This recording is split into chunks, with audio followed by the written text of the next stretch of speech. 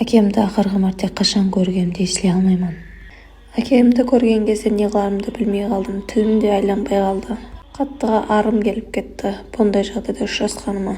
Қолымда перчатка, тряпка, шлабра, тағы да туалет жетіспей тұрғандай. Папа деуді, әке деуді білмеймін. Себебі осы уақытқа дейін мен ондай сөзді пайдаланып көрген жоқ едім. Ішім деген сұрауларға толып кетті. Осы уақытқа дейін қайықта жүрсем, бізде қиналған кезімізде неге қасымызда болмадың? Неге мен іздеп осы уақытқа дейін келмедің? Мен енді ержеткен кезімде неге кеп тұрсаң? Деген сұраулар қатты ішімді жеп бара тұрды.